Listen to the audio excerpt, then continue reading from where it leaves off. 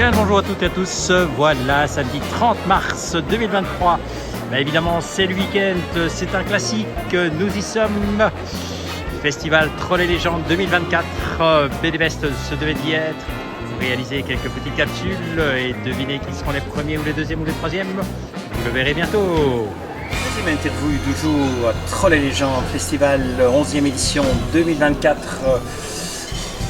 j'ai cru que je ne le rencontrerais jamais. Tant Dieu sait si j'ai adoré sa BD. Elle faisait autant western que histoire d'amour, mais dans un style bien à lui. J'ai l'immense plaisir de recevoir Augustin Lebon. Bien le bonjour Augustin, comment vas-tu? Bonjour, je vais très bien. Tu passes un bon festival? Oui, très bien. Tout se passe bien pour l'instant? Tout se passe bien. Je suis là que depuis ce matin, mais tout va très bien. Oui, et ça va, le public n'est pas trop pressé? Ça va un petit peu, j'ai eu un peu de monde ce matin, mais ça va, pas trop pressé. Les gens sont sympas dans l'ensemble, ça va. Ok, je peux donc te poser quelques petites questions? Oui, avec plaisir. Avec plaisir.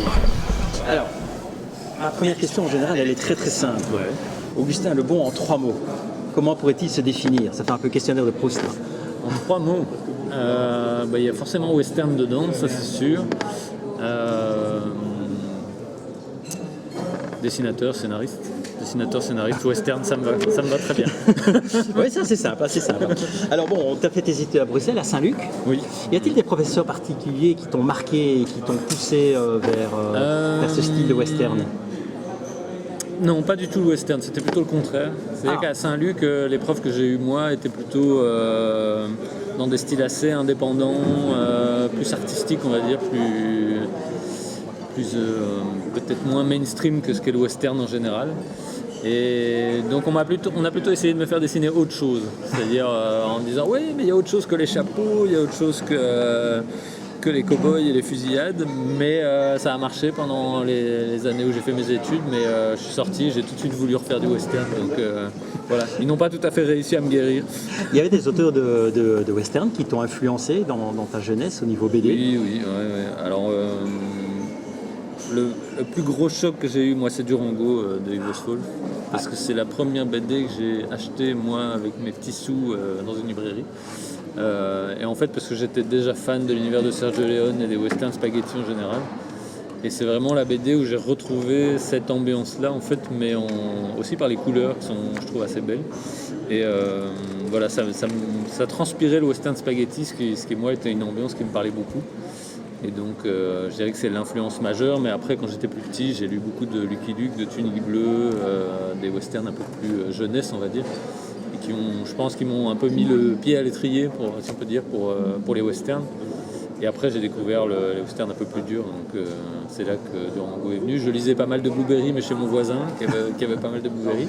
Et j'accrochais un peu moins à Blueberry au début, c'est après que j'ai redécouvert, parce que c'était peut-être plus classique dans l'aspect. Le héros était plus classique, un peu plus. Voilà, et j'accrochais moins quand j'étais adolescent, bizarrement. Donc voilà, c'est vraiment Durango, moi, qui m'a. Et au niveau du style de dessin, c'était vraiment entre les tuniques bleues et Durango en passant à Blueberry, tu as fait la totale. Oui, c'est ça. Quand moi je me suis mis à choisir les BD que je lisais, j'ai vraiment été attiré par le style de dessin que je fais un peu aujourd'hui, c'est-à-dire des noirs et blancs assez poussés. Dessins assez réalistes ou semi-réalistes, parce que vraiment je sais pas comment expliquer, mais il y a quelque chose, même encore aujourd'hui, j'ai vraiment quelque chose avec le noir et blanc, avec le trait.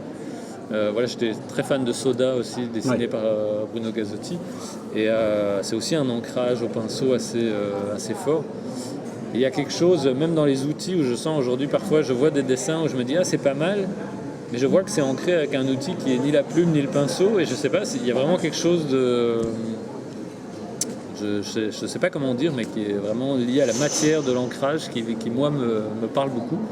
Et j'ai besoin du coup d'ancrer moi-même avec ces outils-là, parce que c'est vraiment le goût que j'ai pour ce dessin, quoi.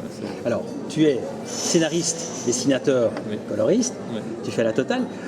J'imagine que tu commences par le scénario comme tout le monde. Oui. Quand tu fais ton scénario, est-ce que tu imagines déjà la manière de visualiser, ou bien est-ce que après, quand tu décides de faire le storyboard, tu te dis non, je vais changer un peu mon scénario parce que je voudrais que ça soit plutôt comme ceci ou comme cela au niveau du dessin. Donc est-ce que le scénariste est entièrement libre par rapport au côté dessinateur, ou bien est-ce que les deux sont entremêlés dès le départ? Le scénariste, c'est marrant parce que je me suis mis récemment à écrire des scénarios pour d'autres. Et donc j'ai vu que je fonctionnais comme ça, même pour moi, c'est que je fonctionne pour faire plaisir au dessin. Le scénario pour moi, ça doit être là. Je trouve que la bande dessinée, c'est avant tout du dessin. Peut-être que d'autres scénaristes vont me critiquer, mais je trouve que du coup, il faut que le dessinateur, et en l'occurrence quand c'est moi, je le connais bien, se fasse plaisir au dessin. Pour donner du plaisir au lecteur, les dessins doivent être beaux, ça doit être généreux, je trouve, dans le dessin. Et donc moi, je pense d'abord mon scénario, mais je choisis évidemment des événements, des ambiances qui vont me faire plaisir au dessin. Et après, il y a un aspect,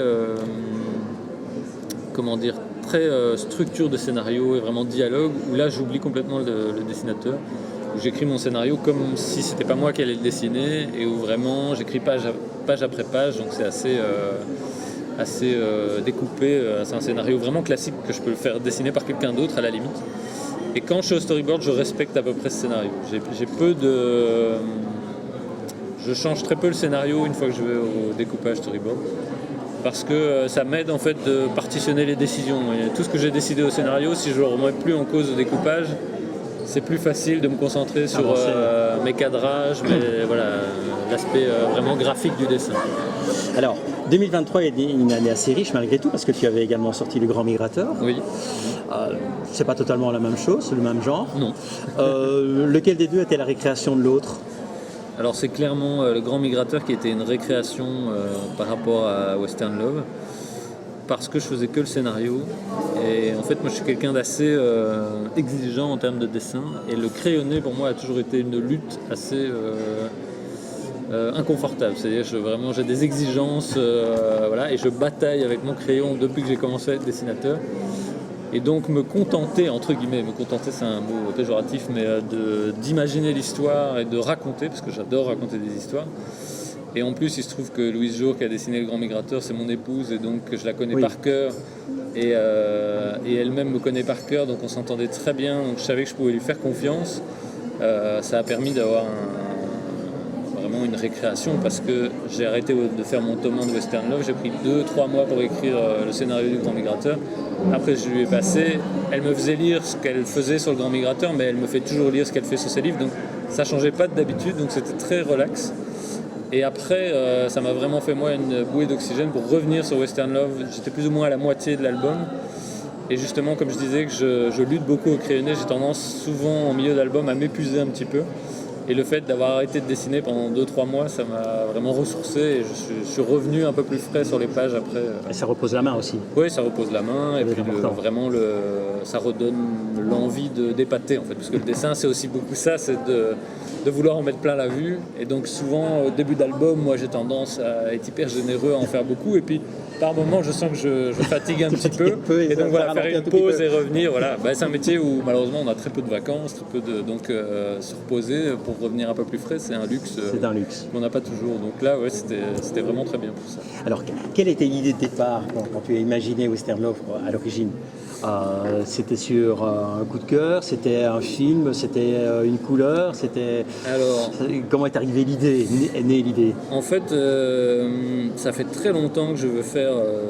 J'ai toujours envie de faire un western. Voilà, peu importe sur quoi je travaille. Donc j'ai fait une série en 4 tomes qui s'appelait Résilience chez Casterman. Oui, tout à fait. Ça manquait de chapeaux et de chevaux, donc j'avais toujours dans le coin de ma tête, je voulais faire un western, et je cherchais quel était le bon angle d'attaque, on va dire. Et à un moment, j'ai eu envie de faire une histoire d'amour, mais j'étais très intellectuel. Je me disais, oui, il faudrait 2 personnages de classes sociales différentes, ou qui viennent de milieux différents. Je réfléchissais beaucoup avec la tête. Et à un moment, j'étais en train de faire mon tome 4 de Résilience, et j'ai juste eu envie de dessiner des planches. Et j'ai pris un crayon, j'ai pris une page, et j'ai dessiné la première chose qui me venait en tête et que j'avais envie de faire. Et c'est à peu de choses près la première page de Western Love tome 1. Et donc en fait, j'ai vu que quand j'enlevais tout ce qui était trop réfléchi, ma page 1, c'était un coup de foudre entre 2 personnages qui se rencontraient dans un bled au milieu de nulle part. Et je me suis dit, mais ça, c'est l'instinct, c'est ça qui m'a fait... Et donc j'ai su qu'à dessiner, c'est ça qui me faisait plaisir en fait. Et du coup, le scénario a découlé de cette première page. C'est vraiment, c'est venu tout seul, Western Love. Ça a été un plaisir du début à la fin. Le premier tome, je me suis régalé, quoi. Alors, y a-t-il un des 2 personnages qui est un peu plus Augustin Le Bon que l'autre? Non. Non. D'extérieur. Y a-t-il de l'Augustin dans les deux personnages Oui, alors? tout à fait, oui. Alors, qu'y a-t-il dans chacun? Dis-moi. Je dirais que C'est le premier juré, on gardera, ce sera pour nous. Molly est plutôt ma façade, on va dire, habituelle, c'est-à-dire peut-être un peu plus cynique, un peu plus renfrogné par moments. Je suis quand même un peu ours sur les bords, c'est pas pour rien que j'ai choisi ce métier où je passe ma vie dans mon atelier. Et donc le côté un peu teigneux de Molly, dès que je me lève un peu trop tôt le matin, c'est tout à fait moi. Et gentil, c'est plutôt le côté... ça, c'est plutôt mon côté que je réserve, on va dire, dans le privé, c'est-à-dire il est complètement... il est hyper romantique, hyper souriant et assez naïf finalement, tout en ayant une vie pas facile, mais il a le côté complètement optimiste qu'on a tendance à cacher un peu dans nos sociétés. Même quand on vit des choses difficiles, il faut toujours toujours cacher l'optimisme et les notes d'espoir. Il ne faut pas trop les montrer parce que c'est jugé assez négativement. Et du coup, ce personnage-là représente plutôt cette partie-là, on va dire. Mais il y a aussi tous les autres personnages. Je mets toujours de moi dans mes personnages. Même quand je fais un grand méchant, il faut qu'il ait de moi pour que ça m'amuse. Et de ton épouse? Il y a dedans aussi? De mon épouse, un peu moins, parce que j'écris vraiment pour moi à la base, même si sûrement elle m'influence, sans doute dans les liens de couple. Je me base aussi sur mon expérience personnelle, donc il y a forcément des choses qui viennent de nous deux. C'est parfois... on passe du Roméo et Juliette à oui, la relation entre les deux personnages. Oui, évolue. Alors il y a l'aspect scénariste aussi, où il faut, dans une histoire, il faut du drame, il faut donc évidemment mes personnages se disputent, il y a des conflits et tout ça. Alors que moi, dans ma vie privée, notre vie de couple est tout à fait paisible et hyper tranquille. Donc évidemment, j'en rajoute pour le scénario. Ah oui. Mais c'est ça qui est drôle, c'est le fait de créer des tensions, de rajouter un troisième personnage qui vient semer la zizanie dans le couple. C'est ça qui est rigolo à lire aussi. Il faut amuser un peu le lecteur aussi, qu'il y ait des surprises, des rebondissements. Alors, tome 2. Oui. Quand ça? Il sort au mois d'août cette année. Et on peut déjà avoir une petite avant-première, un petit scoop sur... Alors en fait, donc chaque tome fonctionne avec une histoire un petit peu séparée. Chaque tome a son histoire isolée, on va dire. Mm-hmm. Et donc là, on a quitté Gentil et Molly à la fin du tome 1, où ils sont tous les deux hors la loi, un peu, ils partent à cheval à l'aventure.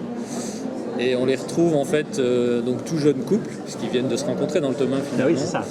Et là, ce qui m'intéressait, c'était de créer une situation de couple qui n'est pas un jeune couple, mais de leur mettre dans les pattes, c'est de voir comment ils réagissent. Et en l'occurrence, ils trouvent un bébé abandonné, ils trouvent le cadavre d'une maman qui tient un bébé vivant dans la neige, dans une forêt. Ouf. Et donc, ils prennent le bébé, parce qu'ils ne vont pas laisser ce bébé abandonné dans la neige. Et donc toute l'histoire, c'est de savoir qu'est-ce qu'ils vont faire de ce bébé et comment on réagit au fait d'avoir un bébé dans les bras quand on est ensemble depuis 3 mois et qu'on a 18-19 ans. Et qu'on a des envies peut-être de bébé. Et des envies ou non. Voilà. Donc il y en a un des deux qui va y avoir et l'autre n'aura pas. Peut-être, voilà. Donc c'était très chouette à faire. Moi j'ai eu un enfant en 2020, donc évidemment je me nourris une fois de plus de beaucoup de choses qui me sont arrivées. Donc voilà, c'était un parti pris qui m'amusait en tout cas, donc pour le pitch du deuxième tome. D'autres projets éventuellement? Parce qu'on essaye de ne pas faire trop long, on est déjà à un quart d'heure, ça va pas l'air comme ça. Mais... Tout plein d'autres projets, j'ai toujours 10 scénarios en tête. Donc il y a le tome 3 de Western Love, puisque là je suis en train de finir le deuxième, mais il y a un troisième qui suivra. Et après ça, j'ai plein d'envies, moi, j'ai envie de faire du polar, notamment, qui se passerait en Belgique, parce que j'aime bien faire des trucs qui se passent par chez nous, et j'ai envie d'une ambiance très noir et blanc, donc j'ai à la fois des envies graphiques et de scénario. Ça c'est pour le côté où c'est moi qui dessine. Je suis en train de discuter d'un one-shot fantastique avec une dessinatrice, je n'en dis pas trop plus parce que c'est pas trop plus, d'accord. J'ai encore envie d'écrire pour Louise Jour, mon épouse, on a un projet en 3 tomes, mais ça c'est pour dans quelques années parce qu'elle aussi a des projets toute seule. Donc je manque pas de projets, j'ai pas mal du western, du polar, du fantastique, et le dernier c'est quoi? Oui, c'est aussi fantastique, un peu sorcellerie, donc un peu toujours du genre et assez divertissement. Donc un cahier bien chargé. Oui, mais c'est ça qui est rigolo. C'est très rigolo. Comment se passe ton festival? Très bien. À part la cornemuse et les tambours qui me prennent un petit peu le cerveau, mais quand on discute avec les gens, c'est pas facile. Mais sinon, c'est très sympa, ouais. Voilà, c'est cool. C'est la première année que tu viens? Non, j'étais déjà venu il y a 4 ou 6 ans, je sais plus. 6 ans, ouais, c'était avant qu'on 6 vienne ans, faire. ouais, c'est ça. Et ce que j'aime toujours bien, c'est de voir tous les gens déguisés, l'atmosphère un peu, c'est vraiment rigolo. J'adore voir les familles déguisées, du papa, de la maman aux enfants, où ils sont tous ensemble assortis.